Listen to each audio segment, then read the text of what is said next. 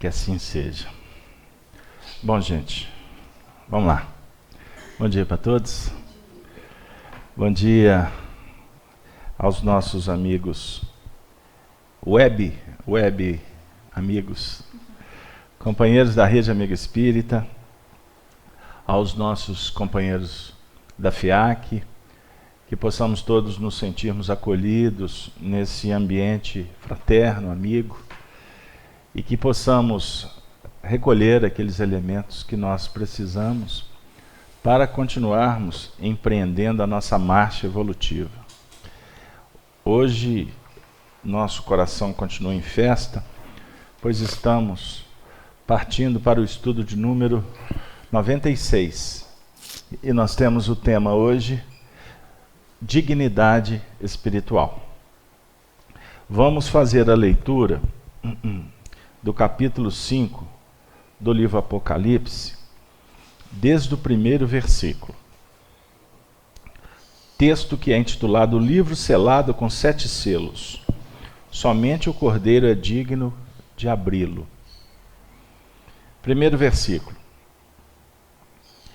E vi, na destra do que estava sentado sobre o trono, um livro escrito por dentro e por fora, selado com 7 selos.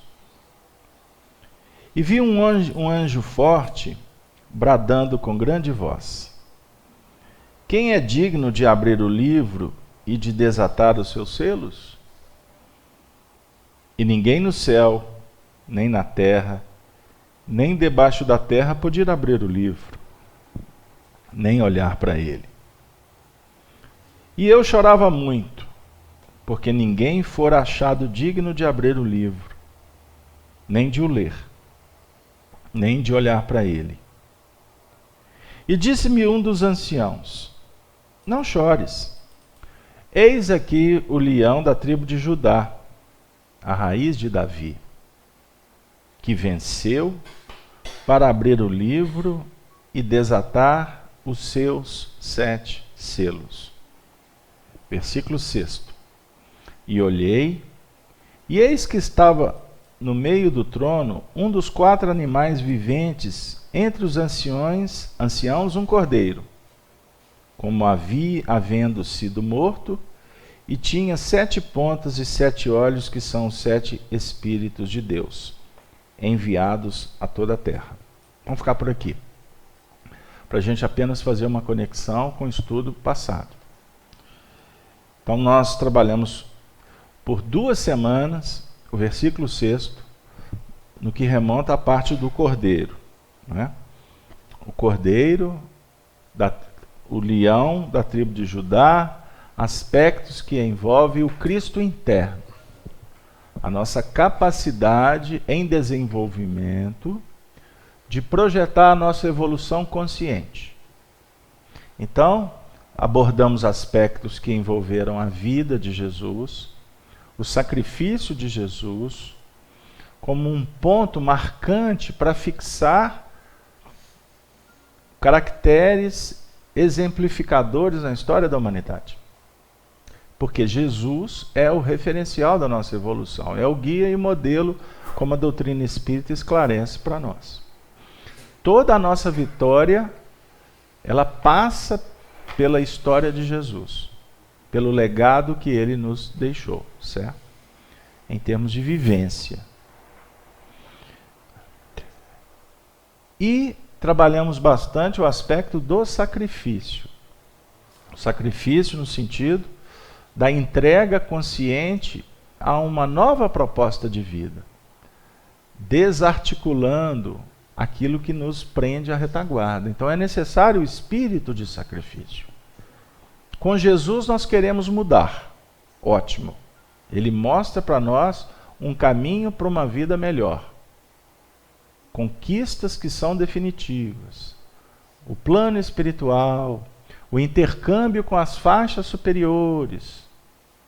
Não é verdade? Que se dá por mérito. Então aqui a gente vai falar no Evangelho de meritocracia. Certo? Mas para a gente caminhar nessa frente nova, é necessário que a gente use as chaves da sabedoria para desligar aquilo que ficou na retaguarda. Aquilo que ligares no céu, né, automaticamente nós vamos desligar da terra. Lembra da passagem do Evangelho? Se a gente continua ligado às coisas da terra, nós impedimos a ligação com a proposta da renovação, que representa o céu. Então o céu para o espírita, nós já estamos trabalhando não no céu no sentido de espaço, de algum lugar que está lá reservado para a gente. Nós estamos trabalhando com o espiritismo hoje com outro céu, a terra do coração. Então nós temos que investir para conquistar essa terra, semeando coisas boas, sementes que vão frutificar. Para isso tem que ter espírito de renúncia. Nós viemos para o estudo do Apocalipse desenvolvendo esse espírito de renúncia. Nós saímos do conforto de casa. Poderíamos estar fazendo uma série de coisas. Quantos corações que estão aqui, os nossos amigos, os web amigos, que estão dos seus lares, poderiam estar fazendo muitas coisas interessantes, mas não pararam para acompanhar o estudo do Apocalipse. É um esforço sacrificial, embora numa dinâmica ainda que não exija tanto. Mas é um esforço. Isso é muito importante. A gente só vai conquistar os grandes feitos a partir dos pequenos lances da trajetória. Ponto. Trabalhamos no final também os aspectos que foram levantados aqui do cordeiro como havia sido morto. Porque na verdade ele não foi morto. Né? Ele foi morto na terra. Jesus foi crucificado. Acabou a história dele. Certo? Mas na verdade ele não foi morto. Foi uma morte aparente. Porque na verdade não existe morte. Tá certo? Na verdade, nós estamos numa dinâmica da vida que é perene. Nós podemos desencarnar, mas nós não morremos. Certo? E muitas vezes a gente tem que morrer para as coisas antigas para nascer para as coisas novas. Vamos pegar o mesmo exemplo. Quantas vezes a gente escuta dentro da própria casa da gente: pô, mas você vai para a reunião de novo? Não, eu preciso de ir. Aí muitas vezes você até tem situações que o indivíduo é achincalhado, não é? Tem briga, não é? Ele pode ser, o esforço está sendo desvalorizado. Pô, mas para que você vai para centro espírita? Um amigo médium me contou essa semana que teve um problema em casa. Aí os familiares falaram assim: está vendo? Você mexe com o espírito, olha os espíritos que você traz aqui para dentro de casa. Entendeu? Então assim, aí você fala assim: quem sabe você tem razão. Mas você cala a boca, sai de fininho e vem para a sua tarefa. Você saiu morto. Você foi crucificado, você foi alvejado. Ou numa outra discussão lá. O pau come, né? Como fala na roça, né? O pau come e você já está trabalhando com Jesus, você renuncia ao homem velho. Aí você cala. Aí você costuma até apanhar. Mas coitado. No bom sentido, né? A pessoa está enferma, ela está me atacando, ela está doente. Aí você fica quieto, em tese você está perdendo. É como se você havia sido morto. Mas na verdade quem está morto é aquele que está operando no escândalo. Fechou?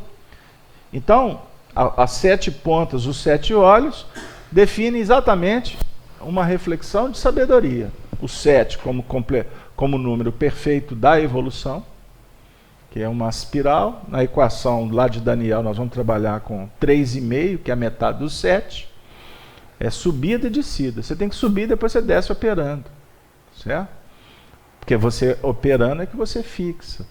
Então o número 7 representa os 7 dias da semana, que é uma etapa de aprendizado que precisa de ser concluída dia após dia. Cada dia com a sua especificidade. Até chegar na plenitude dessa conquista sacrificial que nós vamos empreendendo de uma forma tranquila. Daqui a pouco o indivíduo está batendo, você está apanhando, a sua reação é: ô meu irmão, quem sabe você tem razão. Repito, não é fazer apologia aqui ao menor esforço, a ser, como é que falo, omisso, não é isso não. Mas o indivíduo ele está surtado, ele está te agredindo, você vai fazer o quê? Quando um não quer, dois não brigam. Mas você não vai fazer isso, tipo assim, eu vou fazer isso porque eu sou superior, eu já conheço o espiritismo. Não. Isso brota, isso surge. Essa conquista do sétimo dia é quando a gente chegar num ponto que nós vamos estar abençoando aqueles que estarão nos agredindo, chegando como Jesus disse, Pai, perdoa-os, não sabem o que fazem. Lembra que nós trabalhamos Jesus aqui, que se abrisse a boca, ele ia acabar delatando, ele ia acabar contando tudo que tinham feito com ele, ele silenciou. Então, a história configura Jesus um baita perdedor. Ele não reagiu, ninguém advogou para ele, ele foi crucificado, morto, acabado, saiu do contexto. Certo? Mas espiritualmente, ele é o vitorioso. Bom, desculpem. Vamos para o versículo 7. E veio e tomou o livro da destra do que estava sentado no trono. E havendo tomado o livro, os 4 animais e os 24 anciões prostraram-se diante do Cordeiro, tendo todos eles harpas e salvas de ouro, cheias de incenso, que são as orações dos santos. E o versículo 9, e cantavam um novo cântico, dizendo, digno és de tomar o livro e de abrir os seus selos, porque fostes morto e com teu sangue comprastes para Deus homens de toda a tribo, e língua, e povo, e nação. E para o nosso Deus fizestes reis e sacerdotes, e eles reinarão sobre a terra. Pois bem, as ações de graça nós vamos deixar para depois, viu? Porque ela está bem mais à frente. Então o verso 7, eu fiz a leitura dos demais, porque eu interrompi. Mas voltando, o nosso foco hoje é o 7 e o 8, e quem sabe o 9. E veio e tomou o livro da destra do que estava sentado no trono. Quem que tomou o livro? O Cordeiro. Foi o Cordeiro? Está de acordo aí? Jesus. No seu sentido individual. Agora, vamos falar do Cristo. O Cristo é que pega o livro. O Cristo é o amor operacionalizado. É o Cristo interno. É esse Cristo que nós estamos investindo para fazer luz. Então, Cristo não é um indivíduo. Pegaram aqui como é que o Apocalipse para nós é importante? O Cristo aqui é a expressão que brota do íntimo. Então, todos nós temos o Cristo dentro de nós. Então, Jesus veio como Espírito para nos dizer, você tem o Cristo. Quando ele falou assim, eu e o Pai somos um. O Cristo, para a gente entender um pouco, o Cristo é Deus dentro de cada um. Esse é o Cristo. Então ele está dizendo, eu e o Pai somos um. Quer dizer, o Pai está aqui dentro de mim. Certo? Eu venho aqui para fazer a obra dele. Eu não venho fazer a minha obra. Eu não venho fazer a obra como Jesus. Eu não venho fazer a obra... guardando as proporções, tá? Entenda aí. Eu não venho fazer a obra como Casalberto, não. Eu venho fazer a obra do meu Pai que está no céu. Eu não estive aqui quinta-feira, na FEAC. Aí uma pessoa me mandou uma mensagem, eu fui lá na FEAC te ver, você não estava lá. Mas a reunião foi muito boa, a casa estava cheia. Aí eu pensei comigo, graças a Deus, ela está entendendo. Aí no final da conversa, mas faltou você. Ela não entendeu. Aí ela completou. Mas eu sei que você vai me dizer que eu tenho que ir lá por causa de Jesus. Aí eu pensei comigo, ela já está entendendo de novo. É um movimento natural, porque o Cristo também fala para nós de relação amorosa. Porque o amor proporciona a relação, certo? Nós só nos conjugamos por amor, mesmo que seja amor primitivo, quando espíritos atrasados, ou como amor sublimado, como espíritos que estão num nível superior. Então eu gostaria de, antes do Luiz comentar, só para me deixar no quadro aqui um ponto. Me empresta o pincel, minha filha. Nós vamos falar hoje um pouco sobre o amor. O amor. Porque o amor é a base que sustenta o universo. E como eu falei sobre relação, eu também estou me referindo aqui a uma lei moral do Livro dos Espíritos, que é a lei de sociedade, certo? Na lei de sociedade, nós vamos treinar aqui aspectos que envolvem vinculação e desvinculação. Isso aqui para nós é uma das senhas fantásticas para ser estudada. Vinculação, dá um outro pincel. Vinculação e desvinculação. Como o nosso amor ainda é um amor primitivo, nós precisamos de vincular e desvincular. Nós precisamos da sociedade, precisamos da família, para trabalhar esses aspectos. Mas chegará um tempo que não haverá mais vinculações, porque o amor já nos vincula naturalmente. E se nos vincula, na verdade as desvinculações também vão deixar de existir. Pegaram o raciocínio? Por que nós vinculamos? Porque temos algum tipo de afinidade. Essa menina aqui fez falta, não fez? Fez ou não fez? Ô, gente, fez ou não fez? Manifestações da internet foram muito mais efusivas que de Denise. É porque aqui nós sabíamos, né, que ela estava costurando algumas coisas na vida, principalmente o nervo ciático, né? Pois bem, e aí Denise faz falta. Por que ela faz falta? Porque nós estabelecemos um nível de interatividade. E a cada encontro isso vai se fortalecendo. Para não dizer que nós já nos conhecíamos.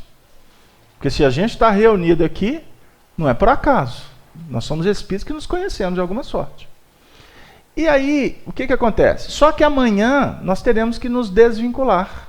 Porque nós vamos cumprir uma etapa aqui de aprendizado, certo? E depois seremos convidados para vincular em outras frequências. Quando essa relação se dá por amor, na verdade, não, num nível superior, não haverá desvinculação. Porque já é amor. Deixa eu diminuir um pouquinho aqui, vou passar para o lado de cá. Muito bem, a ausência não é se desvincular. Então, esse caboclo aqui está aqui, nós estamos juntos. Você vê que vai mudar o discurso, que aqui é mais doce, né? Aqui já é um caboclo. Aqui nós esbarramos lá em Roma. Lá. Daqui a pouco nós vamos falar de lá de Roma. Aí o que acontece? Nós estamos juntos aqui. Por que nós estamos juntos aqui? Porque um dia nós estivemos juntos em algum lugar, porque senão não estaríamos trabalhando com essa dinâmica tão ajustadinha. Fácil ajustar, não tem problema. Agora, se não houvesse o ajuste fino lá de trás, ia aqui dar problema toda hora. Ia dar choque. Ia dar choque. Fio desencapado. Fio desencapado. Só que vai chegar um tempo que nós não estaremos aqui mais. Mas como nós estamos tentando trabalhar numa base de uma relação superior, no dia que a gente tiver que pegar o trem da partida, né? Assim, valeu. Daqui a pouco a gente encontra. Até breve. Isso pode ser no túmulo, como pode ser na vida. Enfim, não, a despedida, na verdade, é só um dizer assim, valeu enquanto durou e vai valer quando retornar. Ponto. Aí a gente lembra do Emmanuel dizendo que as nossas relações elas se pautam em encontros, reencontros. Aí o Emmanuel traz uma lição moral. E tomara que não haja desencontros. Certo? Eu estou trazendo esses aspectos para abrir para o Luiz agora, antes que eu me perca. Porque essa madrugada eu fui projetado para o mês de maio do ano de 2009. E nessa oportunidade, o Honório Abreu, nós trabalhamos essa discussão, e foi muito valorosa essa discussão sobre o entendimento sobre a lei do amor nas bases das relações que favorecem para que nós tenhamos esses vínculos, essas vinculações, né, que vão proporcionar vínculos, né, e as desvinculações. Hoje, na Terra, por termos ainda, não um amor superior, mas um amor ainda muito primário, que ainda é muito focado nas paixões e nos instintos, e nos interesses imediatistas, nós temos muita dificuldade quando temos que fechar etapas, porque a gente, na maioria das vezes, a gente não fecha um ciclo com chave de ouro.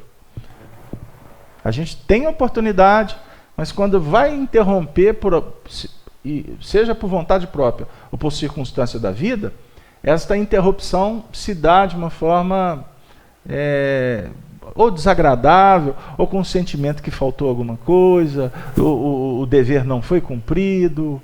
É nesse patamar. Por isso é que o Cristo tem autoridade para tomar o livro da destra do que estava sentado no trono. Luiz, a palavra é sua. Não é um comentário, não. É que você está falando do Cristo individual. É que eu trouxe uma frase, está no Sementeira de Luz.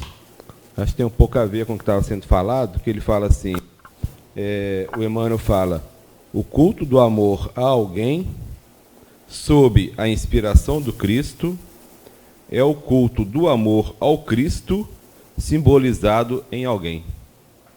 Achei que tem a ver com um pouco do que estava falando aqui. Pode continuar falando?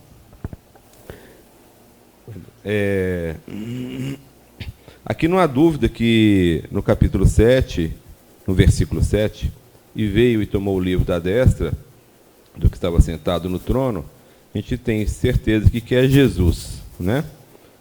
Ele toma esse livro, porque nós lembramos que no capítulo 3, lá no versículo 21, fala assim, ao que vencer, lhe concederei que se assente comigo no meu trono. Então, o trono ainda não é de quem está segurando o livro, né? Uhum. Posso falar mais uma coisinha? Vai nessa. E Jesus, ele que tem essa capacidade mesmo. Se tem alguma dúvida, a gente no Lucas, em Lucas 4,16, fala o seguinte. E chegando a Nazaré, onde fora criado, entrou num dia de sábado, segundo o seu costume, na sinagoga e levantou-se para ler. Uhum. E foi-lhe dado o livro do profeta Isaías. E quando abriu o livro, achou o lugar em que estava escrito: o Espírito do Senhor é sobre mim, pois que me ungiu para evangelizar os pobres, enviou-me a curar os quebrantados do coração, a pregoar liberdade aos cativos e dar vista aos cegos, pôr em liberdade os oprimidos, a anunciar o ano aceitável do Senhor. Depois ele fecha o livro. O que eu achei interessante aqui é que ele não abre o livro ao acaso. Ele abre o livro aonde ele queria expor a ideia dele. Então, assim, demonstrando total conhecimento desse livro, porque na verdade quem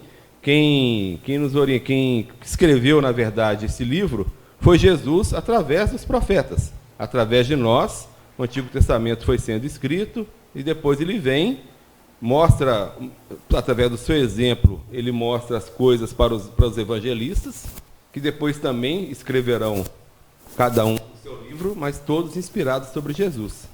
Então aqui a gente tem a confirmação de que no Apocalipse está falando realmente de Jesus, que tem o total conhecimento do livro no qual aquele ainda está segurando, mas ainda não tem a total compreensão do que está escrito ali, né?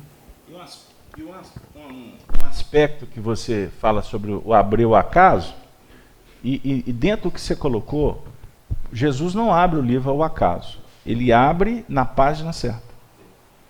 Então nós temos uma prática espírita que é comum a gente abrir um livro de mensagem ao acaso. Né? E a gente fica impressionado como as páginas chegam certinhas. Porque quem abre a página, na verdade, é Jesus. Ou seja, Ele é o divino coordenador das nossas vidas. Mas de uma forma em que Ele atua de acordo com a nossa busca. Ele não vai lá na sua casa, Cláudio, te dizer o que, é que você tem que fazer. Mas você fala assim, Senhor, o que, que eu faço? Aí Ele envia os mensageiros e você está com o livro à mão. Aí costuma vir uma inspiração assim, pega tal livro ali. Aí você vem, aí os Espíritos vão abrir na página certa para você. Porque na verdade foi você quem pediu. Você que criou a situação do Cordeiro para que houvesse atuação. E como o texto define, o livro da destra do que estava sentado no trono. Porque a destra define irradiação automática do plano operacional.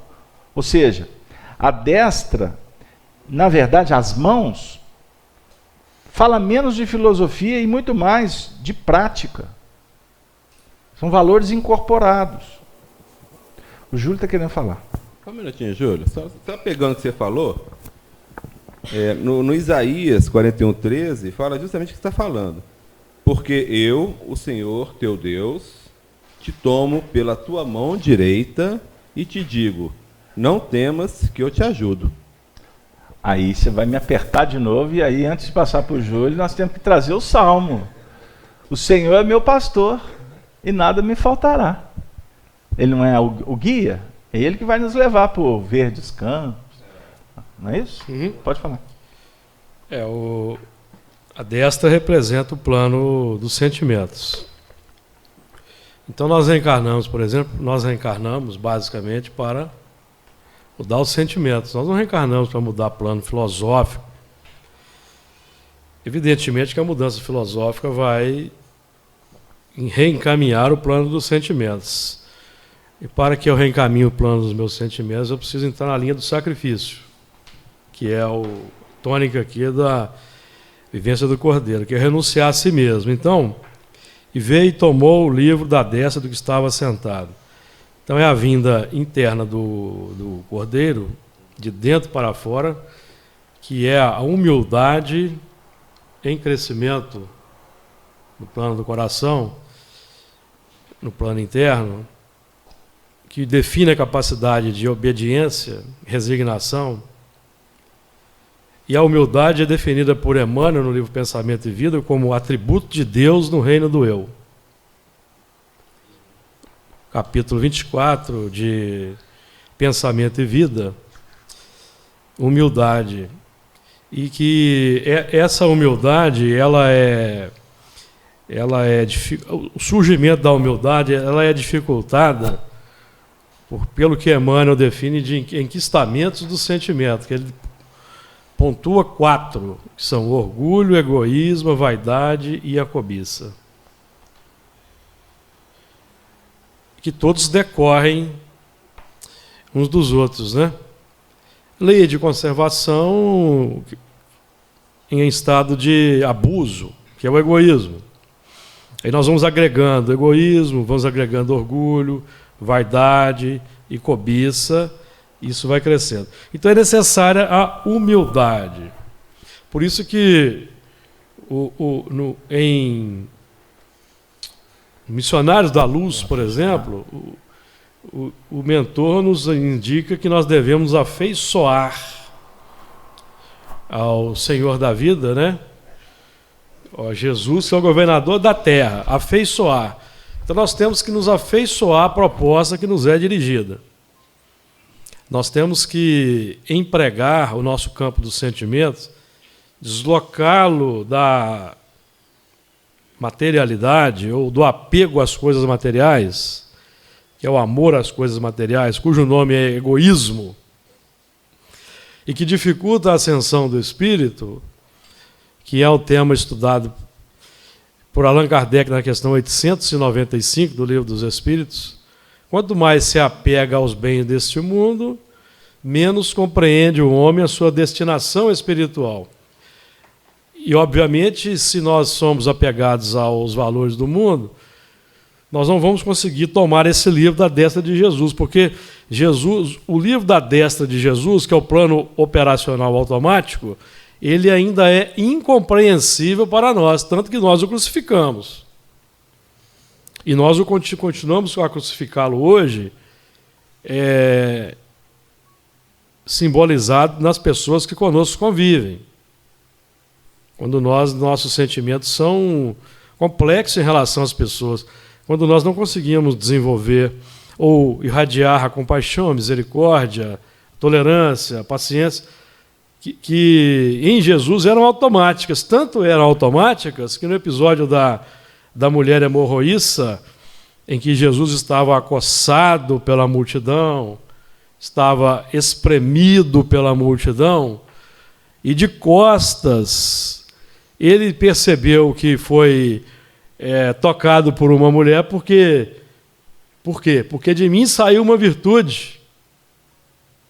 Então eu gosto de simbolizar, de dar um exemplo disso, comparando com o que nós sentimos quando nós estamos dentro de um ônibus lotado, sendo espremidos pelo povo, e alguém pisa no nosso pé. O que sai da nossa intimidade? Que é o valor automático. Para nós entendermos esse automatismo aqui. Entendemos que nós precisamos atuar no plano dinâmico mesmo, no operacional. Porque Jesus não veio para nos levar para um céu filosófico, beatífico, desconectado da realidade do mundo, porque a realidade do mundo é essa que temos visto. A realidade do mundo, meu caro Carlos Alberto, define que o ano de 2017 foi o ano em que mais se agrediu os direitos humanos na Terra. 2017. Em que os direitos humanos foram mais respeitados na história, desde que se estabeleceu na Terra esse código chamado Direitos Humanos, que aponta para nós a direção do nosso trabalho, direção que Jesus veio apontar para nós, que é a direção, o viés da vivência, Onde eu vou desenvolver tolerância, compaixão e misericórdia, se não é quando eu ligo a televisão, que eu vejo determinados elementos que aparecem, e é nesse momento que eu tenho que desenvolver a piedade, a compaixão e a misericórdia. Sem dúvida, para não polarizar, né? Que é o plano operacional automático que vai me elevar à categoria dos espíritos puros. Porque enquanto eu estiver no jogo das paixões, eu não estou alinhado com a linha dos espíritos superiores que ditaram a codificação para Allan Kardec para mudar o mundo e não para estabelecer na Terra pontos de vista filosóficos desconectados da realidade, porque Allan Kardec era educador, assim como Jesus, e a grande preocupação de Allan Kardec, como a de Jesus, é a educação das massas. Isso permeia toda a codificação. Basta estudarmos uma questão do Livro dos Espíritos, que é 685. E o último capítulo da Gênese, chamado Sinal dos Tempos, da Gênese, que redescoberta agora, ultimamente. A Gênese original, em que Kardec, naquele último capítulo, ele é brilhante, apontando para nós a direção do trabalho a ser feito na Terra, que não é um trabalho desconectado da necessidade, da miséria, da pobreza humana. É um trabalho que se insere nesse viés extraordinário ou da necessidade humana mais premente. Luiz, você gostaria de trazer? Uma complementação que eu tinha falado é que no capítulo, o versículo 7 começa "e veio", né? Como o Júlio falou, realmente é uma situação que vem de fora para dentro, né? para depois que a gente possa, a partir desse movimento, trabalhar o nosso interior. E tomou, né, uma ação incisiva de Jesus, né? Ele toma realmente o livro, baseado na autoridade que ele possui, né, que nós já falamos aqui quando citamos Lucas, para nos auxiliarmos, né? Ele vem, esse tomar é no sentido de auxiliar. Quando a gente traz para a vida nossa, na prática, né, é diferente de quando às vezes tomamos algo de alguém, né? Muitas vezes temos autoridade, porém vamos sobre aquele que está, entre aspas, abaixo de nós, usando a nossa autoridade não para auxiliar, mas muitas vezes para humilhar aquele que ainda não tem o mesmo conhecimento que eu tenho, né? Para submetê-lo, né? Aproveitar da ignorância dele. Então é diferente o que Jesus se propõe aqui, né? Porque ele toma o livro de quem está sentado no trono, né? Então, assim, não é essa pessoa que está aqui, ele já caminhou muita coisa, né? Ele conseguiu, já conquistou muita coisa, né? Ele não é assim um total ignorante, né? E Jesus vem se propor a isso, né? Fazendo uma conexão com a codificação aqui, rapidinho, só para... A questão 132 do Livro dos Espíritos, tomar a parte que nos toca na obra da criação. Então vamos pensar uma coisa, para a gente voltar para o campo íntimo. Jesus, vamos trazer agora o Cristo. O Cristo é que toma. Então vamos tentar trabalhar agora não como o que vai vir de fora para tomar. Vamos trabalhar os valores conquistados em nível íntimo, certo? Que tomam, no seu sentido de usar daqueles recursos para operar de uma forma cada vez mais dignificante, mais qualificada. O que eu quero dizer? Quando você vai praticar uma boa ação, você vai trabalhar com o recurso que você já tem. Você vai tomar do livro, você vai buscar da experiência que você tem para você fazer acontecer. Então, o indivíduo que está realizando uma determinada obra, aquilo que ele está fazendo é um resultado do que ele já fez ontem, do que ele já tem como aprendizado.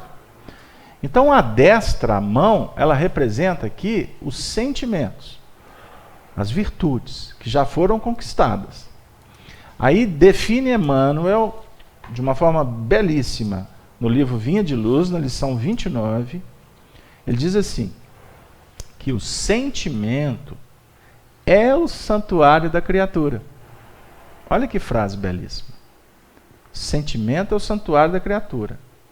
Sem luz aí dentro, é impossível refletir a paz luminosa que flui incessantemente de cima. Sem paz íntima, você não vai refletir a paz de fora, a paz do alto, a paz do Cristo.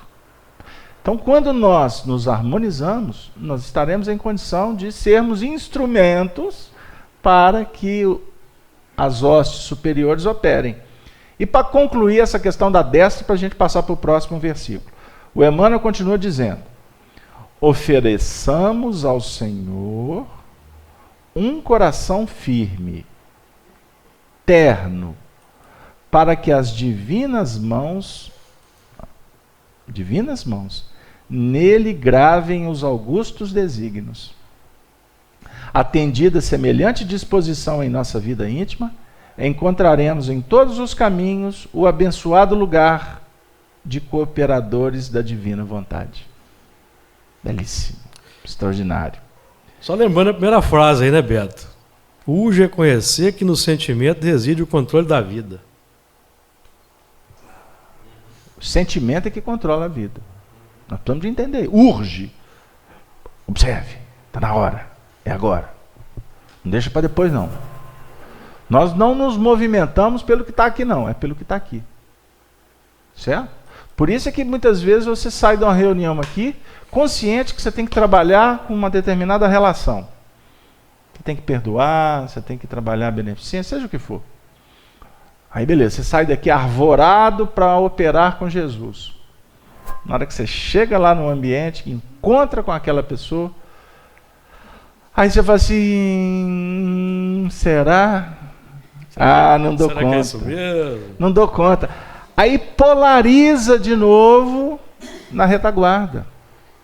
Ou seja, o que vai vigir não é a proposta crística, e sim o que eu polarizo na minha intimidade. Porque eu fecho o circuito. Aí o Emmanuel nos aconselha a não ficar preso em pontos negativos. Porque senão você cria resistência. Um exemplo, lá na família. É muito natural que cada um receba um rótulo. Tem uns que recebem o rótulo de ser o bondoso, o outro o rótulo de ser o indiferente, o outro falastrão, ovelha negra. O outro é o que fala mal dos outros. A gente rotula as pessoas em sociedade. Porque é muito fácil você ficar rotulando os outros e não observar a trave que está aqui. Então o que Jesus está dizendo para nós no âmbito social? Não julgue o semelhante. Abençoa, passa. Caminhe para frente. Ele já está sofrendo com os próprios dramas dele. Porque se você fica polarizando nos detalhes, você cria uma resistência que instaura em você um mecanismo de autodefesa. Aí todas as vezes que você ouvir falar daquela pessoa que você estiver com ela, antes dela fazer qualquer coisa, você já coloca as armas nas mãos para atacar. Não é? E de repente a pessoa está vibrando em outra faixa. Não é? Ela tem as suas dificuldades, mas ela vibra em outros departamentos. Ela participa de outros departamentos também. Então nós precisamos de ter olhos diferenciados e observar que o nosso sentimento realmente é o santuário da nossa alma. Verso 8, sem delongas. E havendo tomado o livro, os 4 animais e os 24 anciões prostraram-se diante do Cordeiro, tendo todos eles harpas e salvas de ouro, cheias de incenso, que são as orações dos santos. Puxa vida, Carlos Alberto, quanto mais eu leio, mais eu tenho dificuldade de entender esse Apocalipse. Não, é tranquilo, é muito simples, é só abrir o coração. Observem bem, nós falamos de tomar o livro, é uma ação consciente, é uma ação luminosa, tomar o livro. Vou falar mais, tomar o livro é praticar a caridade. A caridade é que é salvação.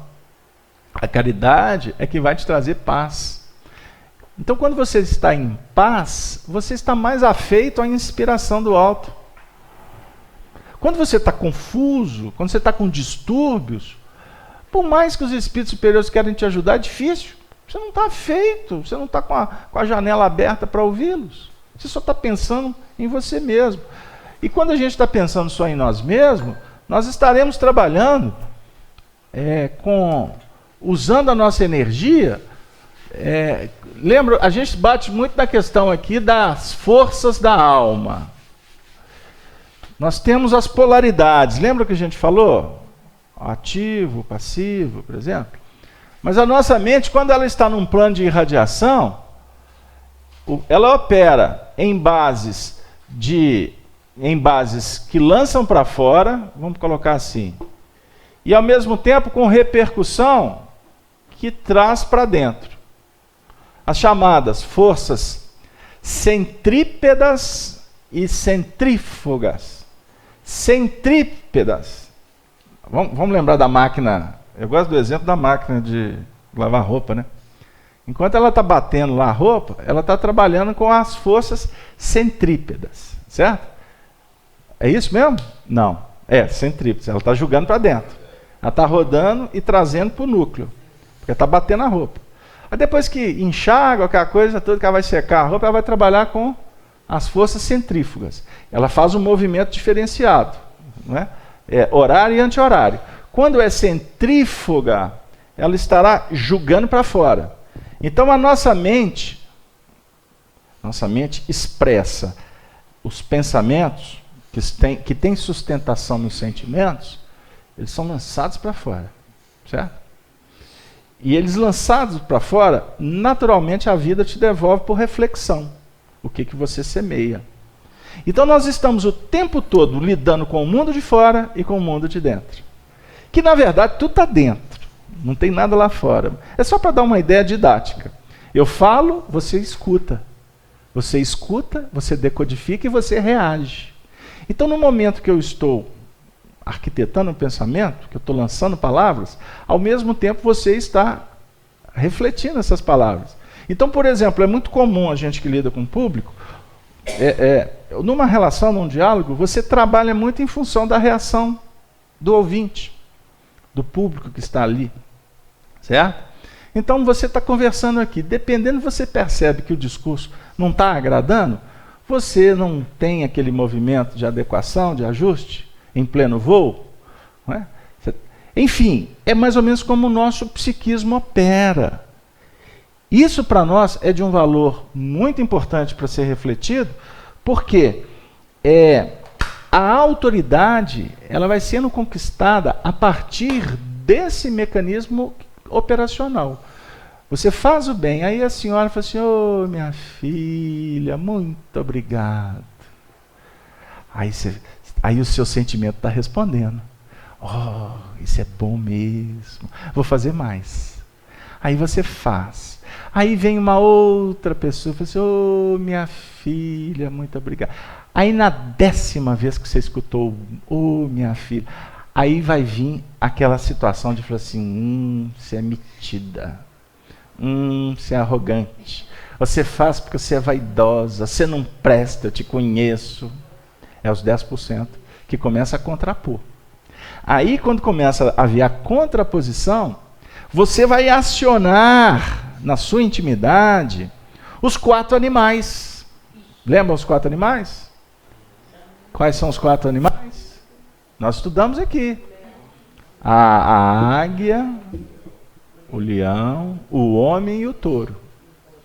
Você vai ter que trabalhar tudo isso, não é?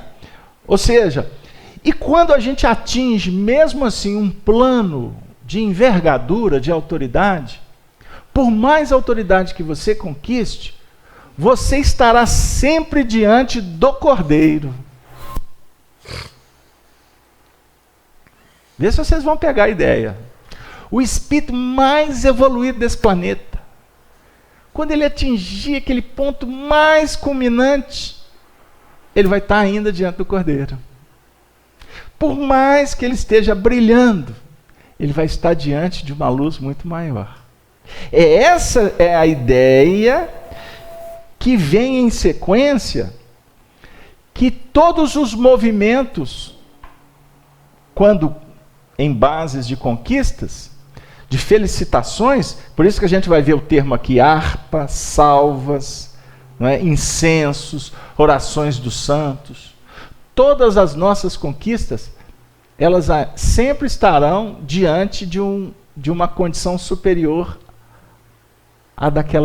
ao que aquela vitória proporciona. E isso é muito importante, porque dá aquela ideia de jamais acomodação. Dá uma ideia que o amor é infinito nas suas expressões dinâmicas e que Deus está numa dimensão inacessível para todos os seres da criação.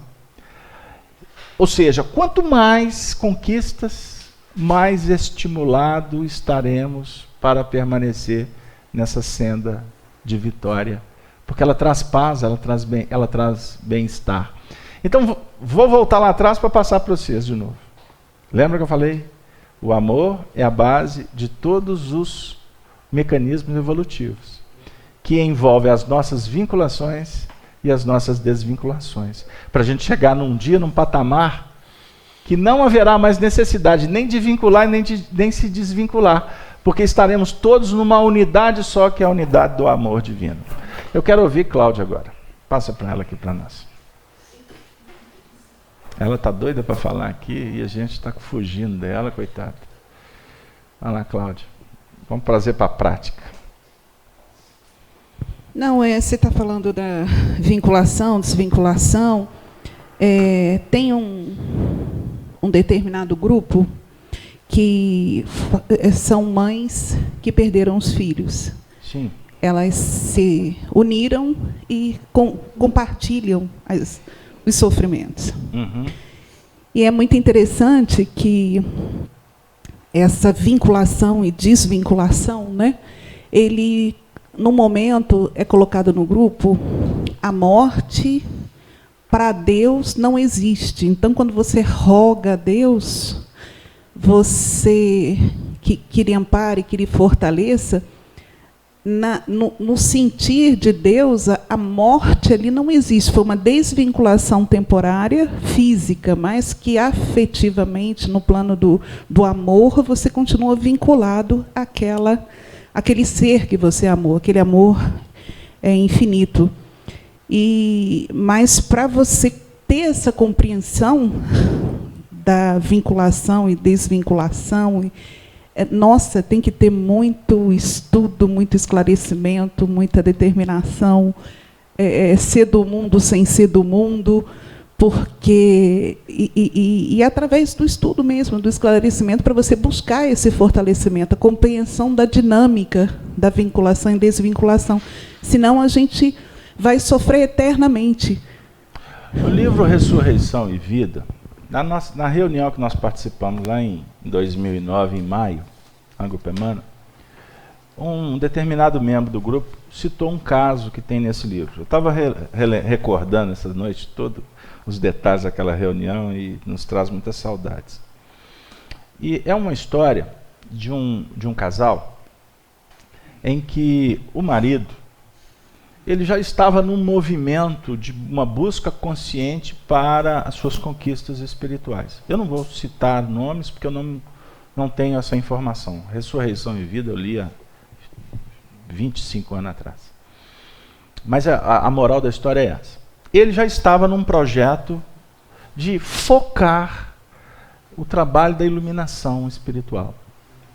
Por circunstância, estudava, praticava o bem, frequentava um grupo.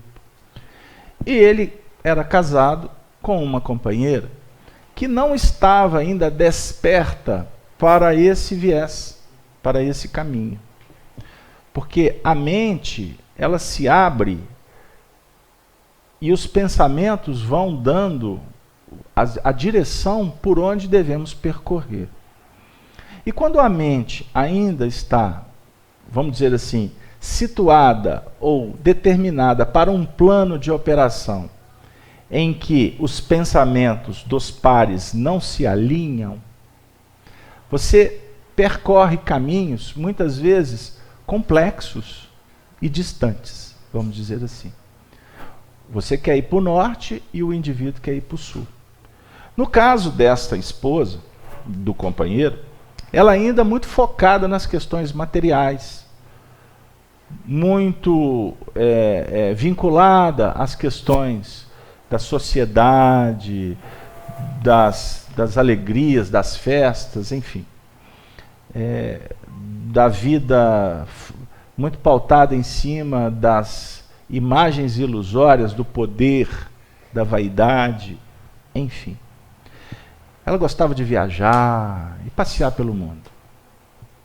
E à medida em que o seu companheiro lutava pela iluminação e sempre procurando trazê-la para esse foco e não obtendo uma resposta suficiente, isso foi causando um desconforto, e quanto mais ele tentava, mais a força que ele tentava ser centrípeta, né, ela gerava uma força reativa centrífuga. Ele queria trazer para o núcleo e a força da resistência projetava para o ambiente externo. E assim, ela seguiu os caminhos da vida dela e caiu numa complicação que ela foi se enrolando. Porque eu ia dizer no quadro agora e me chega de uma forma mais clara agora. Quanto mais você pensa em você mesmo, mais o seu sentimento ele vai te enovelando nessa força centrípeta. E você não percebe que existe um universo que está à tua volta, certo? E esta esposa, então, fechou no circuito dela, enquanto o marido estava abrindo um circuito para a humanidade. Porque a força centrífuga da caridade, ela te coloca no serviço ao semelhante. Por isso que o Chico vivia consolando as pessoas, dizendo assim: "Oh, minha filha, a vida está difícil, mas aqui, vamos lembrar de Jesus. Jesus está o tempo todo nos ajudando. Jesus é o nosso amigo de todas as horas. Dê tempo ao tempo, tudo se resolve." Muitas vezes para alguns, é até um discurso clichê, né? Repetido. Mas, na verdade, o que o Chico estava dizendo? Pense em Jesus, porque pensar em Jesus não é só chamar Jesus para te ajudar. Pensar em Jesus, na verdade, é dar as mãos com ele e sair para trabalhar. Ajudar aqueles que estão em mais dificuldade. Porque você ajudando o outro, você se ajuda. E você abre os horizontes da mente para uma vida mais altruísta, mais solidária. Você está saindo de casa para vir para cá, você está abrindo mão daquela vidinha mais ou menos, que não te atende mais. Aí quando tu chega aqui, muitas vezes você fica até arrependido. Não, para que eu vim? Porque eu estou escutando coisa aqui que era melhor ter ficado em casa. Aí você fica num conflito. Afinal de contas, eu fico em casa ou venho aqui? Eu ligo o computador ou não ligo o computador? São os conflitos. No caso da companheira, ela se enrolou. E se enrolou de uma forma muito complicada, e ela entrou num processo resultante numa distonia, num quadro psiquiátrico grave. E o marido, por sua vez, que circunstancialmente ficou desvinculado pelas opções dela, no íntimo, ele buscava a iluminação espiritual, mas ao mesmo tempo, intuitivamente, ele sentia um nível, a vinculação que ele mantinha, porque o desvincular e o vincular tem muito a ver com o interesse, com seus sentimentos. Ela se desvinculou em tese dele, mentalmente, por ideais, por atitudes, mas ele manteve, por uma condição até de caridade, de querer o bem, ele manteve o vínculo. Não havia reciprocidade, mas o vínculo dele se mantinha. Quando ela entrou nesse surto, intuitivamente, ele sentiu a repercussão. Porque a força centrífuga de lá, quando ela fecha vibratoriamente, ela chega, o indivíduo cai numa prostração tal que começa a exudar, começa a espargir tudo de ruim que está vivendo na intimidade. Então o espírito pode chegar no mundo espiritual e perder a forma. Ele pode se tornar um ovoide. Tamanho circuito fechado que ele entra. Nas regiões umbralinas, espíritos estão chafurdados nos pântanos. Vocês já viram cenas em filmes? Tem muitos filmes que retratam isso. Eu vi um vídeo essa semana do Divaldo, até contando um pouquinho dessa história da rainha de Santa de Isabel, a rainha Isabel de Aragão, que ela, circunstancialmente ou periodicamente, ela faz incursões nas regiões inferiores. Isso o Chico contava lá atrás, e o Divaldo agora está recontando essa história. Ela desce nas furnas com entidades espiritualizadas. A maioria mulheres. Capacidade de amar. Sentimento materno. E aonde elas entram, não é qualquer espírito que pode entrar na equipe, não. E é uma pleiade de milhares de entidades. Eles descem nas furnas. E lá enxofre, fumo, falta de oxigenação, ausência de luz, pântano. Então, aonde que os espíritos passam, de repente surge do meio do lodo, da lama, surgem espíritos desesperados pedindo ajuda. E nem todos podem ser resgatados. Por quê? Esses espíritos, por fecharem circuito no egoísmo, Eles densificam o perispírito. O que é isso? Quando a gente fecha no egoísmo, você diminui os espaços intratômicos. Eu vou falar isso aqui, mas não preocupa não. A gente explica. Reduz os espaços intratômicos e você densifica o seu corpo. Não é? E por mais que você queira subir, você não consegue. Porque o corpo espiritual está pesado. Então, os dramas que nós alimentamos por ódio, por violência, etc, etc, etc, tudo isso faz com que a nossa condição espiritual se torne primitiva. A gente volta no passado. Isso é possível. Isso é possível. Em nível de corpos, né? O espírito não retrograda, mas o corpo você pode fazer dele o que você quiser, no seu sentido de vontade, até nas disfunções. Então esses espíritos superiores passam nessas regiões para fazer resgates. Aí quando tem espíritos que já estão em condição, estão desesperados, mas já conseguem ter o merecimento para sair dali, porque eles passam e lidam com circunstância, necessidade, merecimento. Lembra do André Luiz, quando faz uma prece lá no umbral, e quando ele faz a prece, ele consegue divisar Clarencio. O Clarencio estava lá. Ele só não conseguia perceber o Clarencio, porque ele estava densificado, ele estava aprisionado, ele estava encadeado, ele estava cego, espiritualmente falando. Aí quando ele faz a prece, que ele se sensibiliza, lembra da mãe, volta para o passado, eu criança, mamãe ensinando Pai Nosso... Eu estou com água, eu estou com sede, eu estou com fome, eu estou com frio. Lembra da mamãe? Intuição. Porque a mãe estava vinculada a ele por prece. Olha para vocês verem. Por prece. Aí ele, na hora que ele lembra da mãe, na verdade não é ele que lembra da mãe. É que ele é como se ele passasse um pano no vidro da mente dele e de repente ele conseguiu ver embaçado um faz de luz. E aquele faz de luz ele decodificou, é mãe. É minha mãe. Aí ele lembra que a mãe ensinava, Pai nosso que estás nos céus, meu filho, quando ele era neném, criança. Aí ele faz a prece. Quando ele faz a prece, surge o Clarencio. Aí a gente acha, porque ele fez a prece, o que o Clarencio desceu foi ajudar. Entenderam o que eu estou falando de força centrífuga? O processo da mente que reflete luz ou que não reflete luz. Voltando à história. O marido, intuitivamente, lembra da mulher. Como no processo do André Luiz, ela chega no fundo do poço, da materialidade, do egoísmo, da queda. E ela, no desespero, começa a exudar as questões complicadas, e ela fecha o circuito com ele, porque ele mantinha. O celular dele estava pronto para receber o sinal. Mas o sinal tem que partir do celular do outro. Entenderam na linguagem? Eu estou falando mente com mente. Aí ele vai para socorrer a mulher. Ele envolve e traz ela de volta. Só que a queda foi tão grande que os distúrbios psíquicos trouxeram sequelas, danos seríssimos.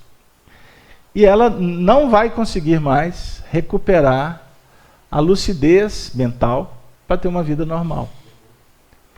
Mas o ato caridoso, da beneficência espiritual, recolhendo-a, traz de volta e ele vai cuidar dela, não mais na condição de um vínculo que tinha anteriormente de marido e mulher. Mas ele passa a trabalhar com um vínculo numa dinâmica diferente de pai para uma filha necessitada. Então ele vai cuidando dela, ela vai se recompondo, numa vida bem mais simples. Aí aos poucos ela vai se envolvendo com a natureza para cuidar das plantas.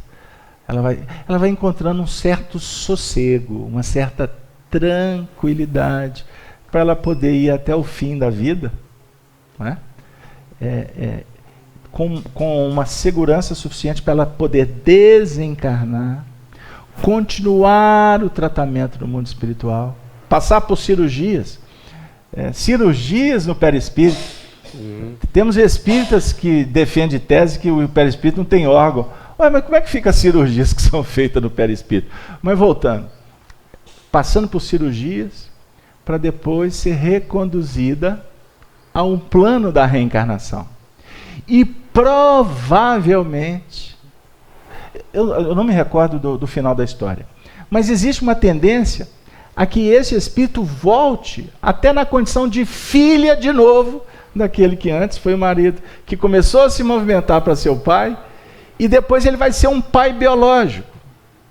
Ou seja, isso define para nós como é belo os mecanismos do amor, que vão se ampliando e que na prática não caracterizará jamais, quando o amor se instaura, que haverá desvinculação. Você levantou a questão das mães. As mães que passam por esses dramas de perda dos filhos, que é um drama inenarrável. Mas nós podemos deduzir e não generalizar que uma boa parte desses casos são vínculos que se estabeleceram no passado e que, de uma certa forma ou de outra, houve rupturas não agradáveis, seja por descompromisso, irresponsabilidade ou adiamento. Então, um exemplo, nós favorecemos para que alguém desencarne numa idade mais jovial, não é? E esta pessoa que desencarnou como jovem era filha de uma outra família. Então nós podemos estar, com essa atitude, poderemos estar trazendo uma infelicitação gravíssima para aqueles outros pais que viram o filho morrer por nossa culpa.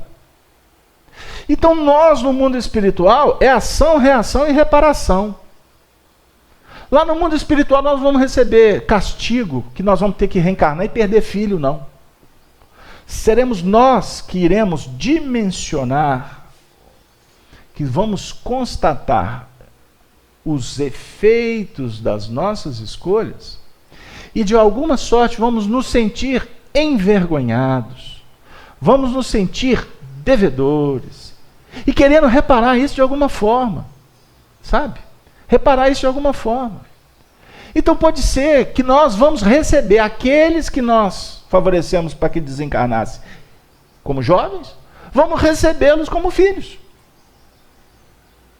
E eles vão viver um processo que o Chico chamava de completismo, porque desencarnaram, quebraram um projeto de vida, morreram cedo.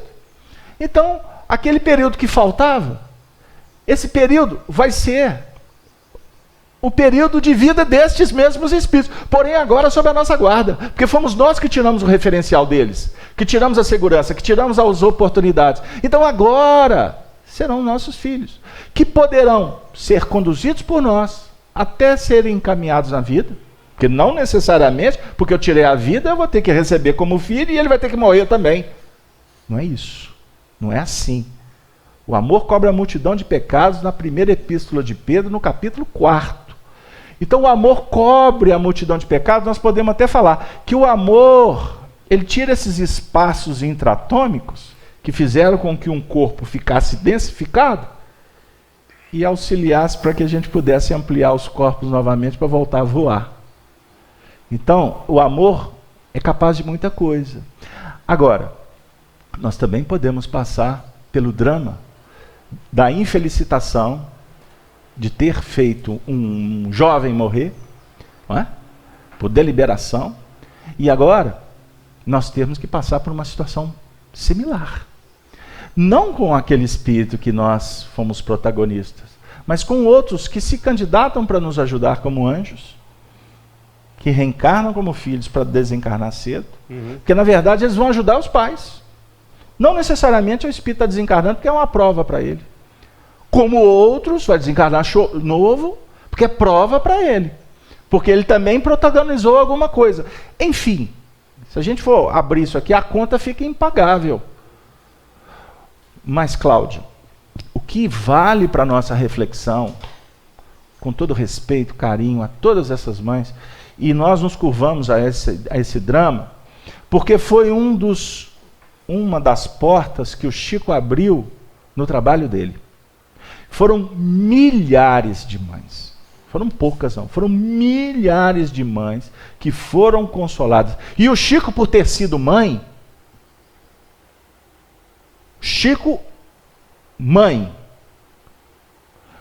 o Chico sabia o drama delas.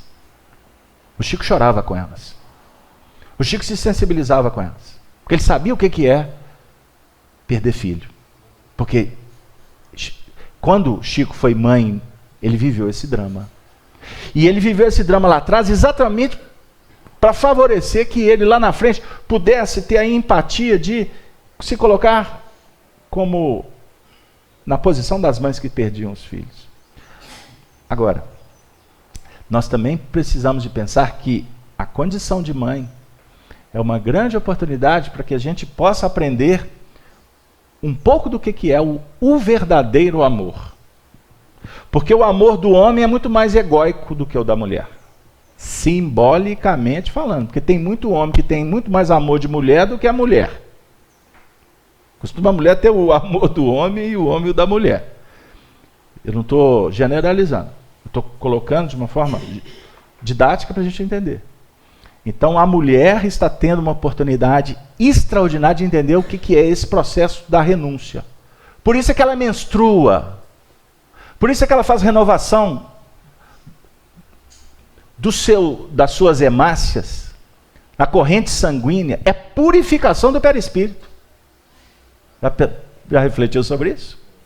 Pois é. O sangramento, meu amigo, é uma forma de dreno, é expurgo. As dores, as cólicas. Isso é para a gente pensar. É uma dor física, mas ela tem um efeito moral. Ela tem uma conjugação psicológica. Isso tudo sensibiliza a mulher. E agora eu vou dizer, sensibiliza não a mulher, o espírito que está no corpo de mulher. Certinho? Ser mãe, falavam os antigos, é padecer no paraíso.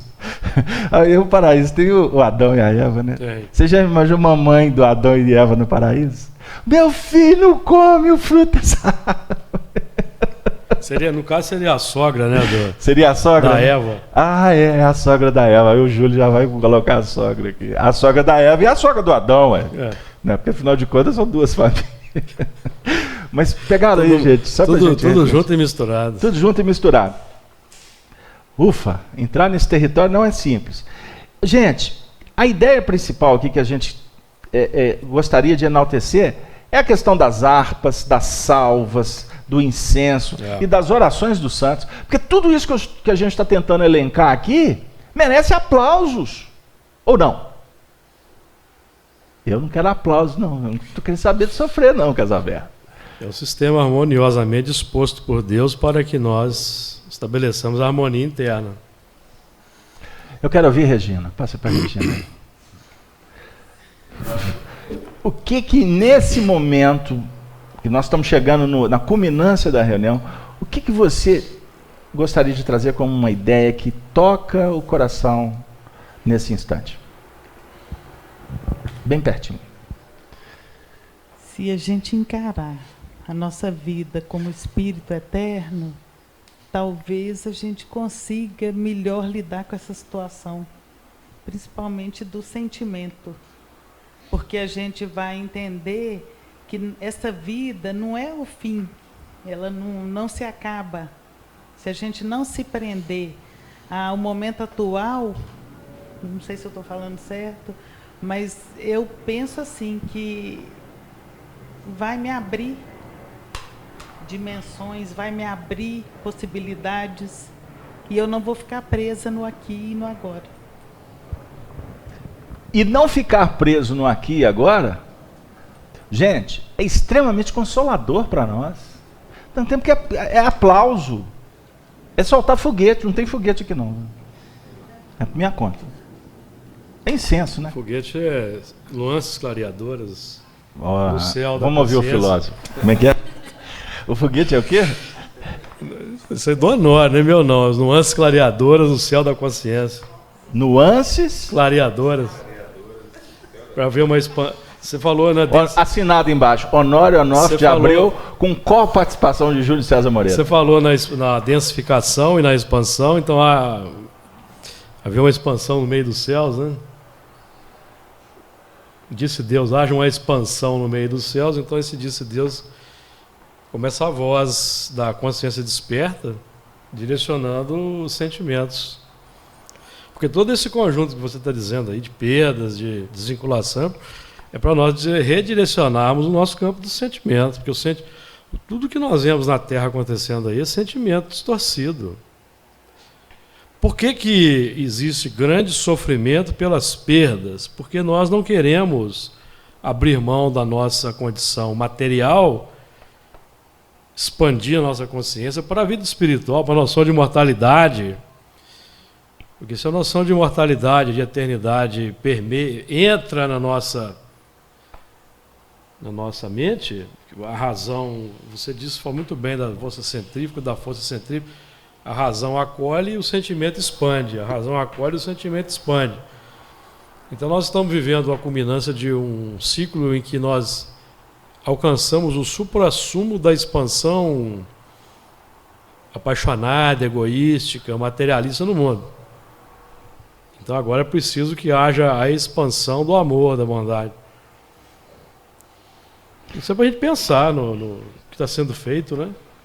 O que vocês acham da gente ler a primeira frase do 9º versículo? Lê para nós.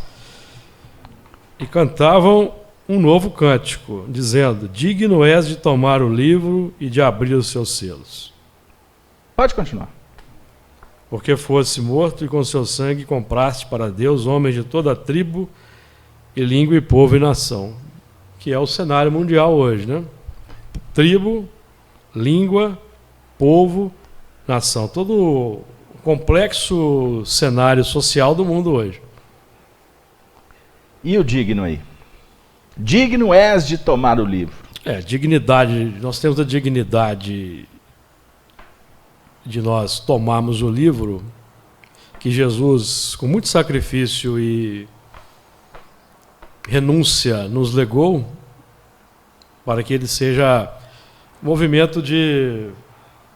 Jesus tomou o livro das mãos de Deus, no seu processo de evolução, veio à Terra e ofereceu para que nós, em expansão do seu amor, como expansão do seu amor, usando a sua força centrífuga, de dentro para fora, passou para nós o livro, que nós vamos recolher pela razão, aceitando, e vamos, por nossa vez, expandir para uma humanidade necessitada.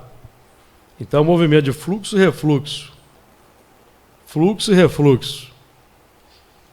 Para que haja uma continuidade, a multiplicação do processo, né? E você falando de fluxo e refluxo, nós temos sangue aqui, ó. E a dignidade de Jesus, de Allan Kardec, que muito dignamente recolheu a codificação espírita, um trabalho também extraordinário de renúncia do eu, renúncia do ego, sem dúvida, renúncia do intelecto, porque o intelecto dele era na linha do ceticismo, mas ele renunciou a esse ego, a esse intelecto, reconheceu no Cristo modelo e guia e nos legou a codificação. Então vamos pegar o Kardec. Fostes morto e com teu sangue comprastes para Deus homens de toda a tribo. Uma mãe com seu sangue, com fluxo e o refluxo, eu já falei até do processo, né? Do processo das questões orgânicas da mulher, ela se mata, ela se mortifica. Não é o processo da renúncia, do amor? Se mortifica. Para quê? Para que haja vida, para que seja possível a expansão do amor universal. Ali dentro da casa dela, com o filho, mas do filho, o filho vai amar. O filho também vai levar adiante o processo. Então dá a ideia exatamente do amor universal em expansão. E o interessante é porque Allan Kardec fez isso. Então, quando o Júlio levanta a questão que Allan Kardec renunciou até a maneira dele de pensar, ou seja, ele seguia uma linha científica, ele se curvou diante da evidência do mundo espiritual, se fez humilde e falou assim, não, peraí, eu tenho que estudar isso aqui. Esse movimento do nosso benfeitor, Allan Kardec, da humanidade, e patrono dessa casa, e se a casa do Kardec é da mulher dele também, né? Sim. Da Amélie Gabrielle E Boudet. também se humilhou, né? Se manteve humilde, apagada. Eles não tiveram filhos. Eles não tiveram filhos. A esposa do Kardec era professora. Ela foi a grande mulher por trás de um grande homem, né? É. Ou do lado ou na frente, que senão se arruma confusão. Não, por trás como sustentação, como apoio, se negando a si mesma, renunciando. É. Não, tá certo. É porque eu tenho uma amiga minha que uma vez eu falei isso com ela, e falei assim, atrás não, na frente. Eu falei assim, tá bom. Eu lembrei dela. Vamos lembrar que a Eva foi na frente de Adão e o negócio complicou, né?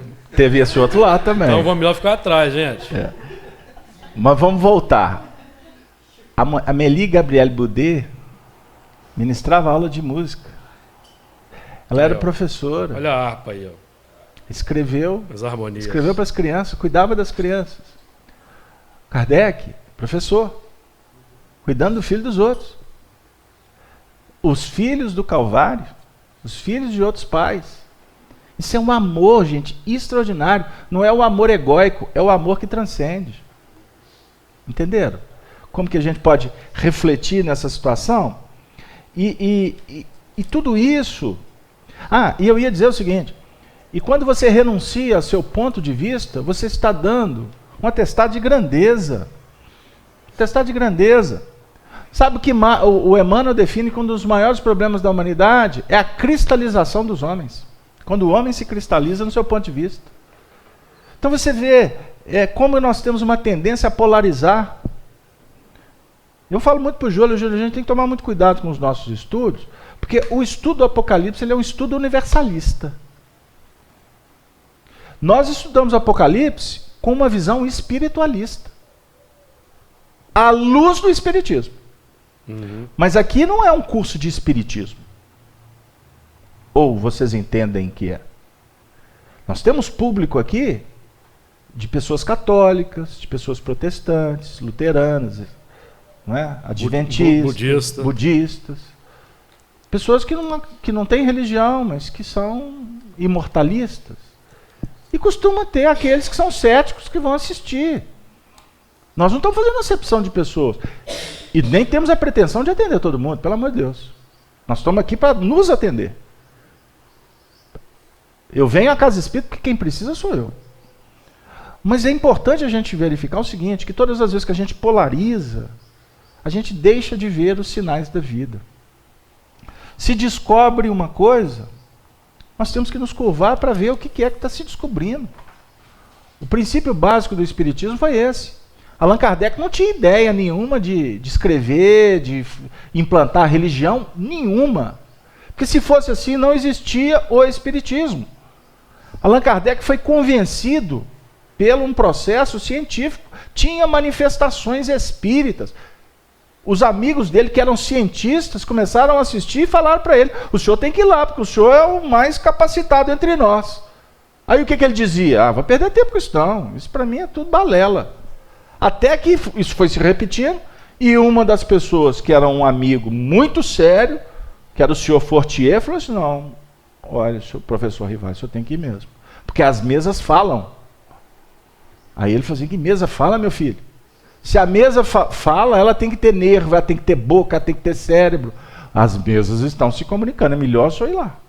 Como o senhor Fortier era um homem sério, não dava a brincadeiras, as questões mundanas do teatro, ele foi com o senhor Fortier. E quando ele viu o fenômeno, ele falou assim, peraí, eu preciso de estudar aqui. Porque vocês podem estar sendo enganados aqui por gaiatos. Porque ele estudava o magnetismo, ele sabia como se mexia objetos, com o poder da mente, com o fluido, ele conhecia tudo isso. Pode estar acontecendo aqui, eu preciso estudar isso aqui, vou voltar. Aí ele identificou que a mesa respondia com respostas que nenhum ali tinha capacidade de formular nem a pergunta, quanto mais trazer uma resposta. Peraí, tem uma inteligência aqui, ué. E é uma inteligência superior que essa turma que está aqui. Isso é senso crítico, científico. Aí ele foi trabalhando, ele foi analisando, ele foi tirando as conclusões de ordem científica material e foi deduzindo e foi elaborando as questões filosóficas do Espiritismo. Então, no Espiritismo não existe nenhuma novidade, e sim estudo, interpretação. Agora, no nosso meio espírita, nós temos aquele que querem implantar teorias que não têm a mínima base científica e, o que é pior, não tem nada de prático que possa nos ajudar no que remonta à nossa transformação moral. Por isso é que a base do Espiritismo é toda ela em cima do pilar do Evangelho,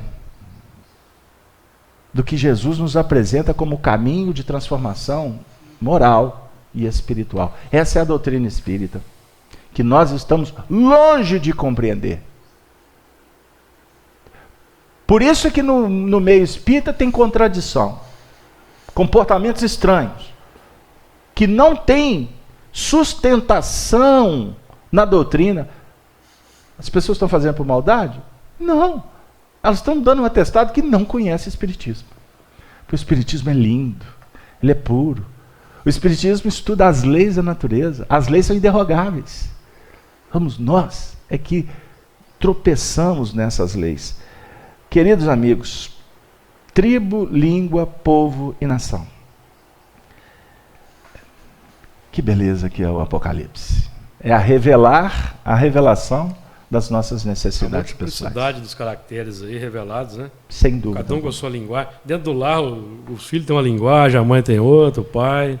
E graças a Deus é assim. Por isso que tem um desentendimento, conflito de gerações. É verdade. Linguagens. É verdade. E pouca gente disposta a ser humilde, ser fraterno, escutar e vibrar pelo outro. Porque nós perdemos a paciência, é porque nós queremos disputar. Nós queremos que a nossa vontade, o nosso desejo, o nosso ponto de vista impere. Por isso é que o mundo, nós encontramos conflitos, guerras. Se nós começarmos a mudar a nossa performance com Jesus, sendo amigo, sendo respeitoso, sendo fraterno, sendo parceiro, dando as mãos, nós vamos mudar o mundo, de dentro e de fora. Louvado seja o nosso Senhor Jesus Cristo, dizia o Arnaldo Rocha. Graças a Deus, são 10 horas. Nós já vamos, na próxima semana, trabalhar o versículo 9 em diante. Está de acordo? Dá uma pincelada, que acho que já falamos do 9, né? Desculpa. O que você acha? Vamos trabalhar o 10º em diante. Falamos da harmonia, falamos aí do... Sim. Vamos trabalhar o 10º em diante, que é o versículo: e para o nosso Deus os fizestes reis e sacerdotes, e eles reinarão sobre a terra. Isso é facinho, Casa Aberta. Será? Vamos ver o que os Espíritos reservam para nós na próxima semana. Gente, é com muita alegria que eu gostaria de trazer as participações finais, agradecendo a todos vocês pela presença, agradecendo aos nossos amigos internautas, que todos possamos ter um bom final de semana. E para encerrar a nossa manhã, eu vou pedir hoje que a Regina faça a Regina faça a prece final por nós, Regina. Bem pertinho, tá? Abre o microfone para ela. E, em seguida, a Denise faz as considerações finais. Agradecemos, Senhor, mais essa oportunidade. E pedimos que todo o ensinamento que Jesus nos deixou, que possa passar a fazer parte de nosso sentimento, de nosso